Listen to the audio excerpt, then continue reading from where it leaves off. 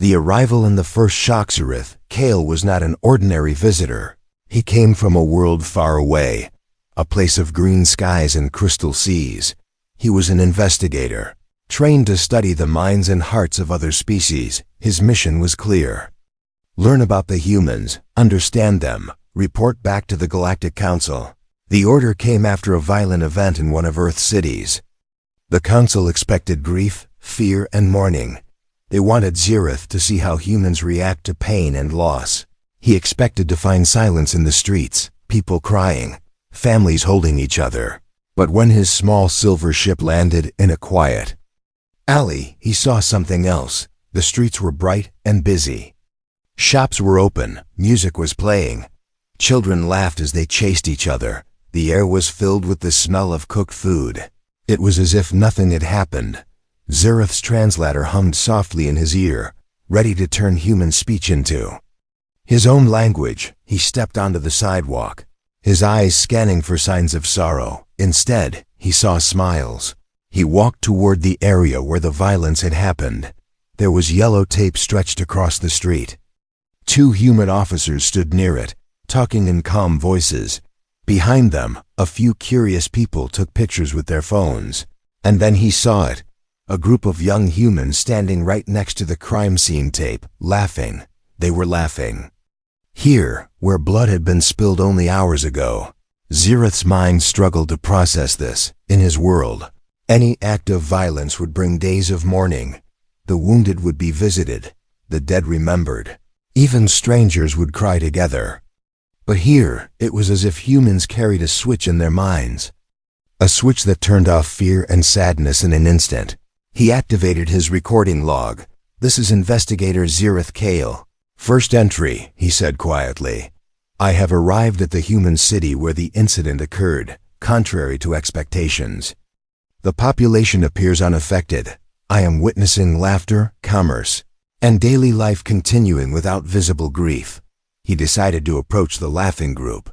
His tall frame and pale silver skin made a few people glance at him, but most simply ignored him. Excuse me, Zereth said to the translator, his voice calm. Do you know what happened here today?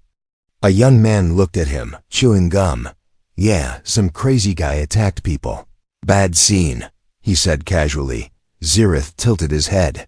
And you are not afraid? The young man shrugged. Stuff like this happens all the time, man. You can't stop living. Then he laughed again with his friends. As if they were talking about the weather, Zereth turned away, his chest tight. He began walking down the street. A street vendor was selling roasted corn. Zereth stopped and asked, Were you here when the violence happened? The vendor nodded, flipping the corn over the fire. Sure, I was here, saw the whole thing. But what can you do? Life goes on. He handed corn to a customer and smiled. Zereth's translator buzzed with the weight of the words. Life goes on. He repeated it in his mind. It sounded less like comfort and more like a shield. A shield humans wore to protect themselves from the endless waves of pain. He continued his walk, observing. A couple walked hand in hand past the taped-off area. A man sat at a cafe table, reading the news on his phone while sipping coffee. Everywhere he looked, there was no sign of panic. No one hiding in their homes. No wailing in the streets. In his own world, people would gather in safe places for weeks. Here, they stayed in the open, carrying on with their day. Zereth stopped beside a public screen showing the city news. It showed a brief report on the attack, then switched to sports. The crowd watching it barely reacted. Some clapped for the sports score, some walked away. Zereth's heart beat faster. What kind of species was this? To watch horror and then cheer for a game in the same breath. He recorded again. They do not pause. They do not slow. The incident has left no visible scar on their behavior. Either they have learned to survive by ignoring pain, or they do not feel it the way we do. As the evening sun turned the sky orange, Zereth stood on a corner. Humans passed by in cars, on bicycles, on foot. They laughed, talked, argued about small things. He realized that this was not just resilience. This was something else, something colder. He watched a group of children play near the very street where the violence had happened. Their laughter rang out like bells, clear and pure. And yet to Xerath, it sounded almost frightening. The wind carried the faint smell of blood. The sound of laughter mixed with it. Xerath felt a deep chill. He closed his log for the day with one final thought. They have seen the storm, and yet they walk through it without looking back. Interviews with the indifferent. The night was quiet, but Xerath's mind was loud. He could not rest. Every face he saw earlier replayed in his thoughts. The laughter, the smiles, the calm voices, all of it felt wrong. He decided that the only way to understand humans was to hear their own words. The next morning, he walked through the city with his translator active. The sunlight poured down between tall glass buildings. Cars rushed by, shop doors opened, and the smell of coffee filled the air. If a stranger had just arrived, they would never guess that violence had touched this place only yesterday. His first stop was a park near the river. People sat on benches, feeding birds, jogging, reading.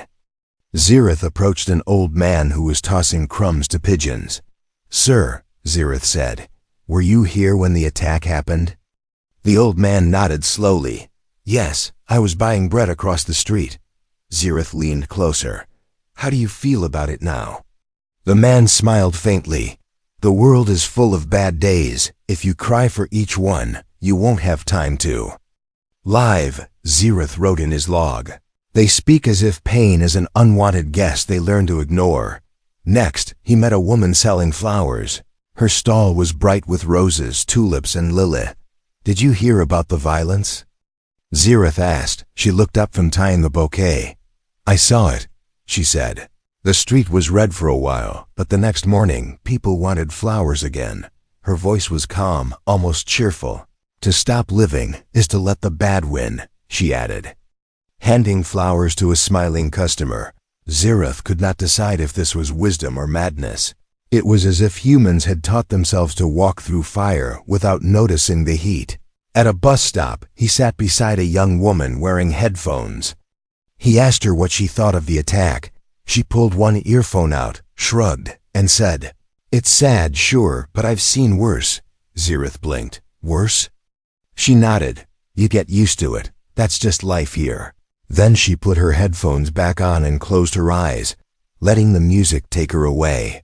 The more Xerath listened, the more a strange feeling grew inside him. It was not anger, not disgust, but something heavier. He realized that humans were not numb because they lacked feeling. They were numb because they had learned to live surrounded by chaos, like a fish that no longer notices the water. In the afternoon, he visited a small cafe. The owner, a tall man with kind eyes, poured him tea. "You are not from here," the owner said with a smile. Xerath nodded. "I am studying your people. I am trying to understand how you respond to tragedy." The man leaned on the counter. "We respond by moving forward," he said, "and by laughing when we can. We've been doing it for thousands of years." He pointed to a framed picture on the wall, a black and white photo of a city in ruins. "That was my grandfather's home after the war. He rebuilt it with his own hands. No one waited for permission to heal." Xerath finished his tea in silence. Every answer he collected pointed to the same truth. Humans did not stop for pain. They carried it with them like a hidden scar. Sometimes they covered it with jokes, sometimes with work, sometimes with music. But they never let it freeze them. That evening, Xerath stood on a bridge, watching the city lights reflect in the water. His voice was low as he made his report. "I have spoken to the survivors and the witnesses. I expected tears, fear, and quiet. I found laughter, stories, and motion instead. If this is strength, it is dangerous. If this is weakness, it is worse. Because they survive without softening, and they do not seem to break." The wind brushed against his face, carrying the sound of distant music. For a moment, he wondered if he should envy them or fear them. He decided he would wait for tomorrow's answers, but deep inside, he already knew. The more he learned about humans, the less he could predict what they might do. Digging into the past, the city slept, but Xerath did not. in the quiet of his small rented room. He sat by the window with his data tablet glowing in the dark. He had spent 2 days among humans, speaking with them, watching them, yet the same question haunted him. Why are they not shaken? He decided to search deeper. If the present did not reveal the truth, perhaps the past would. He tapped his clawed fingers across the tablet, connecting to Earth's public archives. The screen filled with moving images, history preserved. In light and sound first, he watched the wars, cities turned to rubble, fire rolling through streets, yet in every image, there were humans rebuilding. A woman carrying bricks to a wall that had fallen. A boy selling fruit beside the smoking. Remains of a market. Zirith slowed the footage. Their faces were marked with exhaustion, but their eyes still moved forward. He switched to another time. Riots. Crowds running, buildings burning. Yet hours later, the same streets were filled with people walking their dogs, opening shops, drinking coffee. It was as if destruction was only a chapter in their day, not the whole story. Zirith leaned back in his chair, feeling an unfamiliar pressure in his chest. In his own world, a single violent event could end trade, halt festivals, silence songs for years. Here, the music never seemed to stop for long. He kept digging. Archive after archive, decade after decade, disasters, attacks, betrayals, tragedies. And always laughter, rebuilding, and a strange return to normal. It was not joy exactly, but something sharper, something that survived even when hope should have been gone.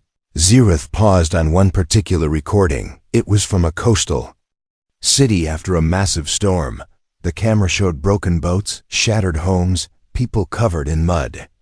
And then, a group of survivors sitting together, eating, smiling, telling jokes to each other.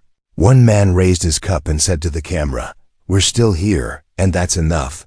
The others laughed, their teeth bright in the ruins. The alien investigator felt the ridges on his forehead tighten.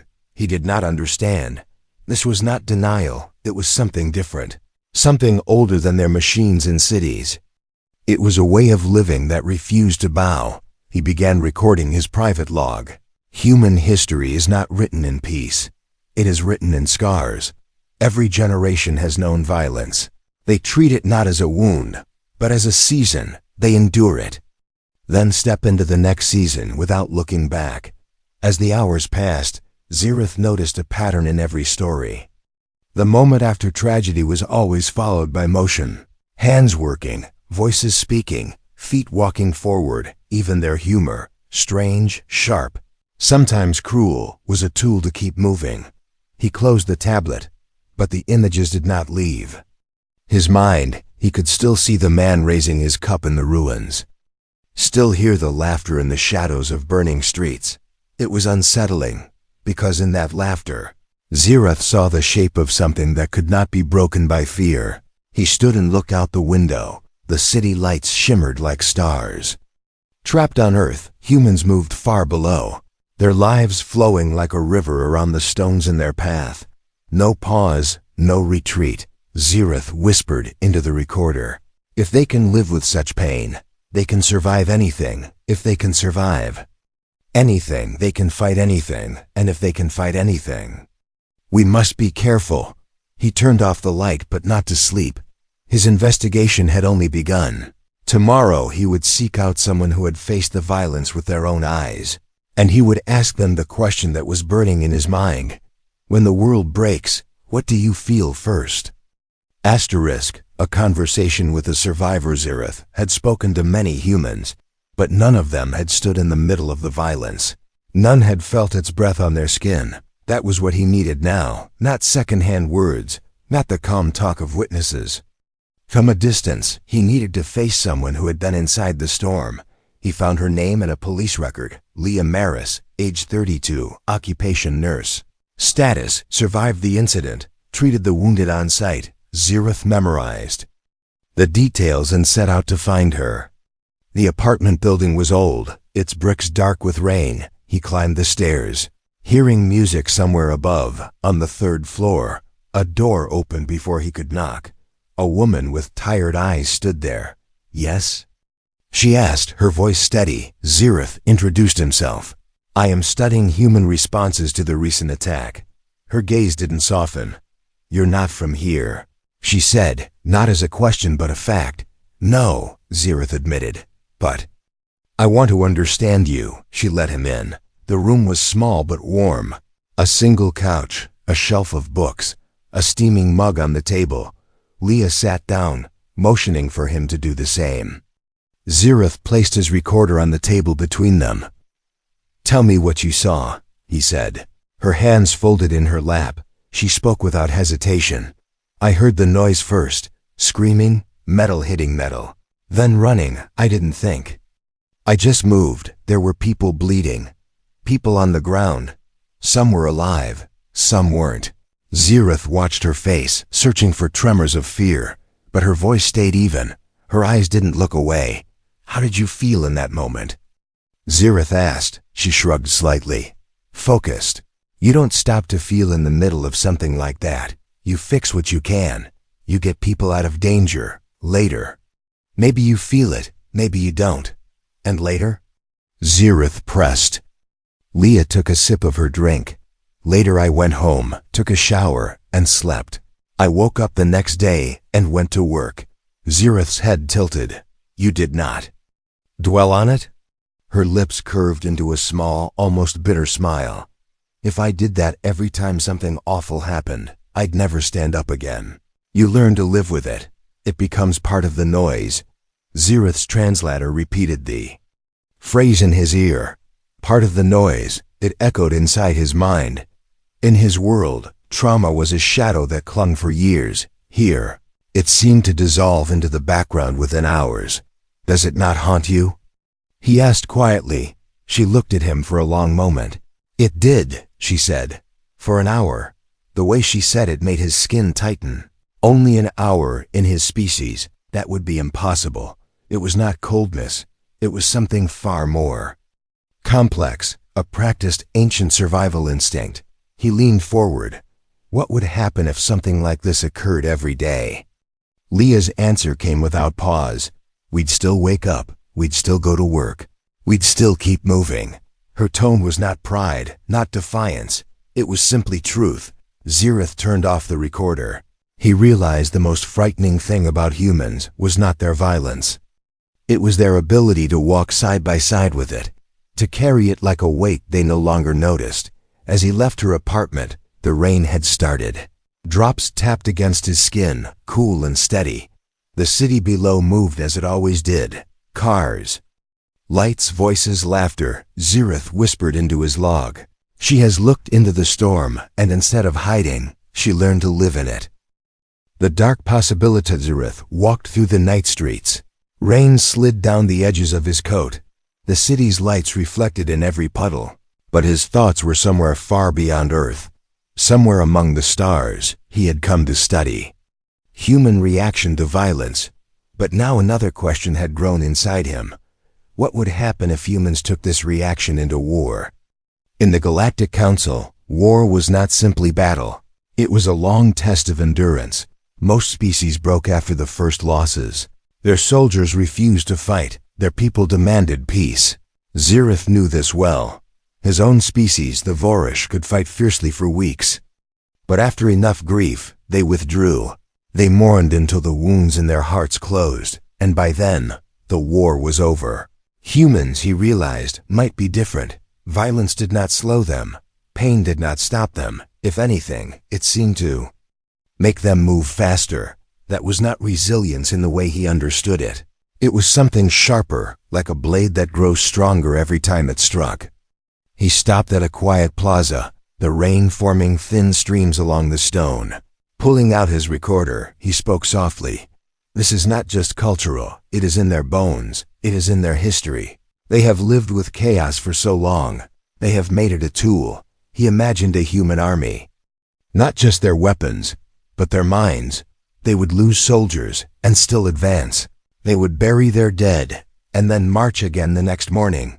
Where other species would collapse in grief, humans would keep going until the enemy had nothing left to give. Zirith's stomach felt heavy.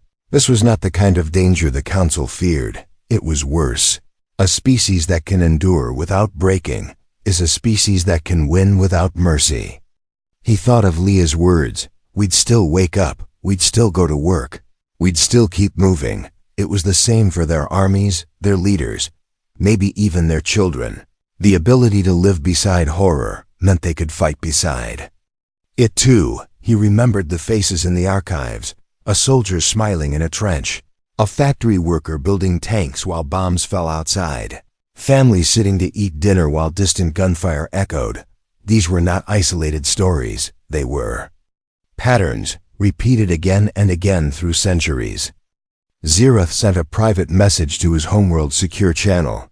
Do not test them. If pushed, they will not stop. They will fight beyond reason, beyond fear. They will adapt to loss faster than any known species. If war comes, it will not be decided by strength of arms. It will be decided by who can last the longest. And in that, they will win. The rain had slowed. Xerath stood still for a long time, somewhere in the distance. A siren wailed. But here, in this plaza, life went on.